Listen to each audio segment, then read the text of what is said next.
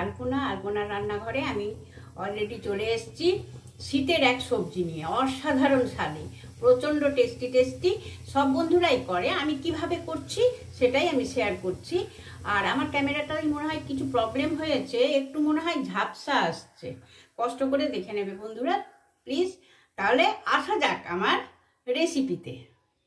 এখানে তো কড়াই বসিয়ে দিয়েছি, জল দিয়েছি, জল পরিষ্কার একদম বোঝাই যাচ্ছে বন্ধুরা যে জলটা ভালোভাবে গরম হয়ে গেছে। আর এই যে এখানে একদম শীতের সবজি সুন্দরভাবে নিয়ে চলে এসেছি। এটা টমেটোটা এখন সাইডে রেখে দিলাম। নিয়েছি ফুলকপি, আলু, গাজর আর মটরশুঁটি। আচ্ছা, সবজি করতে গেলে তো কড়াইয়ে তেল দিতে হয় তাই না, কিন্তু আমি দিয়েছি জল, তাই না? একটু অবাক লাগছে। কি করব, আমি একটু ভাপ দিয়ে নেব। এইভাবে সবজিটা একটু তো ফুলকপিও ভাপ দিতে হয়। আর সুগারের পেশেন্টের জন্য আমি তো সবসময় বলেছি মাটির তলার জিনিস আমি সবসময় একটু ভাপ দিয়ে ফেলে দিই। তার জন্য আমি সবগুলো কিন্তু একসাথে দিয়ে দিচ্ছি। এটাতে কি হয়, টেস্টের কিন্তু কোনো অসুবিধে হবে না, অথচ আমার গ্যাস সাশ্রয় হয়ে যাবে। সব চিন্তা করেই তো করতে হয় না রান্না বান্নাটা, খেতে ভালো হবে অথচ আমার গ্যাস সাশ্রয় হবে। এতে একটু চাপা দেব, তাহলে অটোমেটিক আমার ভাপ দেওয়া হয়ে যাবে। এই যে দিয়ে দিলাম বন্ধুরা, অটোমেটিক আমি কড়াই তো বসিয়েই দিয়েছি। এটা তেতে গ্যাস হয়ে গেছে। এবার আমি গ্যাসটা জ্বালিয়ে দেব। আর এই যে আমি এই সব সবজিগুলো সেদ্ধ করে এতে ছেঁকে নিয়েছি। হ্যাঁ, আমি সবগুলো সবজি একসাথে ভেজে নেব। তার জন্য আমি এতে দিয়ে দিচ্ছি এই যে সাদা তেল। সবগুলো সবজি একসাথে ভাজবো, তার জন্য আমি একটু বেশি তেল দিয়ে দিলাম। এবার আমি অপেক্ষা করব তেলটা গরম হওয়ার জন্য। তেল তেতে গেছে। এই যে আমি এটা ক্যাপসিকাম এইভাবে কেটে নিয়েছি। এই ক্যাপসিকামটা আমি প্রথমেই এর মধ্যে অ্যাড করে দিলাম।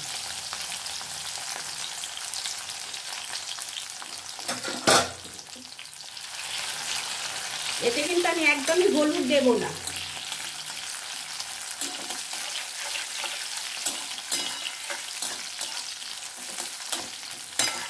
জাস্ট একটু ভেজে নিয়ে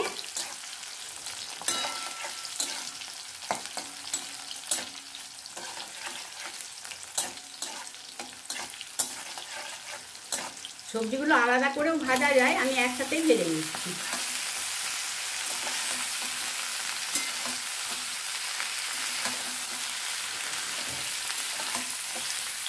এইভাবে নাড়াচাড়া করে আমি খুব ভালো করে ভেজে নেব। আর এই যে বন্ধুরা, এতে আমি এক চামচ পোস্ত আর 1 চামচ চারমগজ আর 5টা কাজু পেস্ট করে রেখেছি। আর এখানে রেখেছি আমি টমেটো পেস্ট। হ্যাঁ, কখন কীভাবে কী দিচ্ছি অবশ্যই দেখে দেব। এটা আমি এখন নাড়াচাড়া করে কিছুক্ষণ ভেজে নিই। আমি 1 মিনিট নাড়াচাড়া করে নিলাম। এবার এর মধ্যে আমি মশলা অ্যাড করে দেব। এটা জিরে, আদা আর লঙ্কা পেস্ট দিলাম।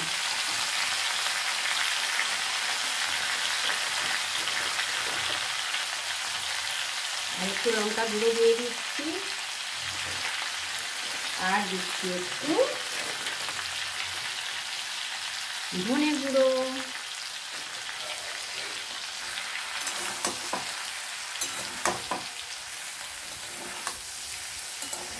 এটা এখন ভালো করে নাড়াচাড়া করে নেব।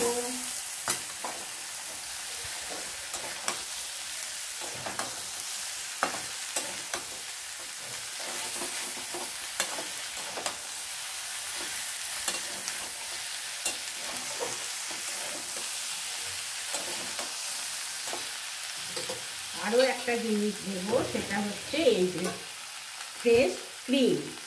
কখন দেব দেখাবো।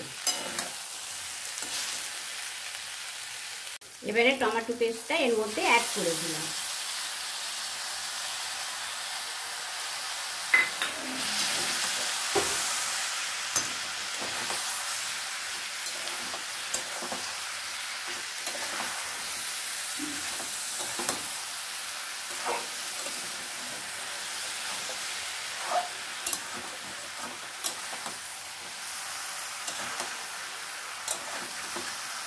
হলুদ না দিয়েও এটাতে কিন্তু খুব সুন্দর একটা কালার আছে।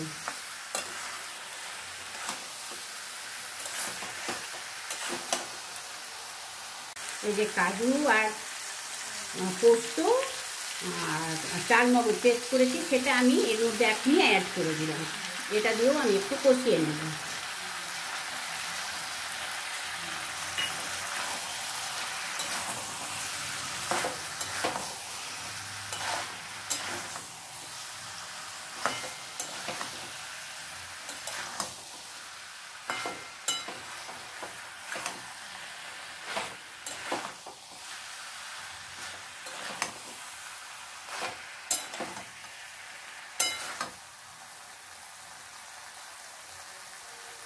এবারে দিয়ে দিচ্ছি ফ্রেশ ক্রিম।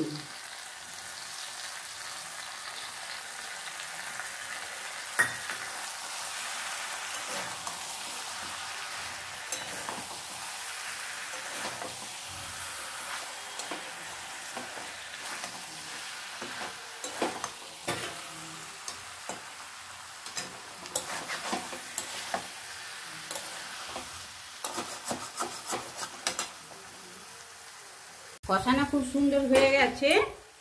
হ্যাঁ, এবারে আমি এটাতে পরিমাণ মতো নুন দিয়ে দেব।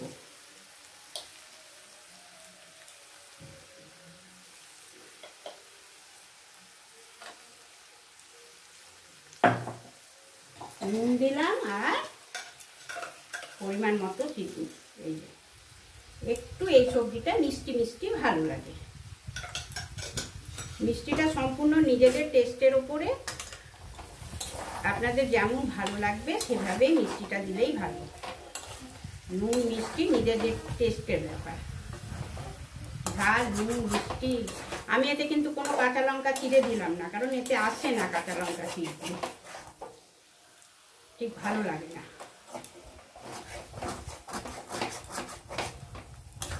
এবার এটা ভালো করে আমি একটু নাড়াচাড়া করে নেব।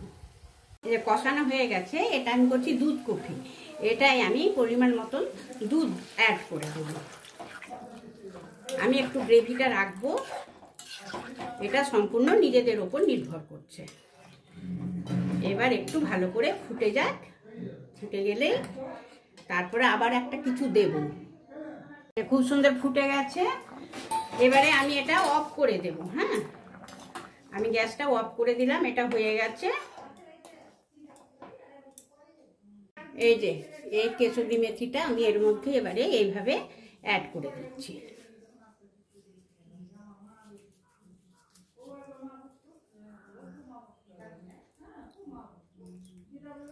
রংটা দেখেই তো মনে হচ্ছে না, না আমি তো বলবো না, বলবে বন্ধুরাই কমেন্ট করবে।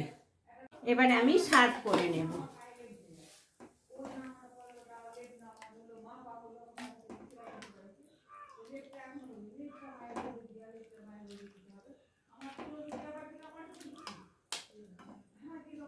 এই যে বন্ধুরা সার্ভ করে নিয়েছি।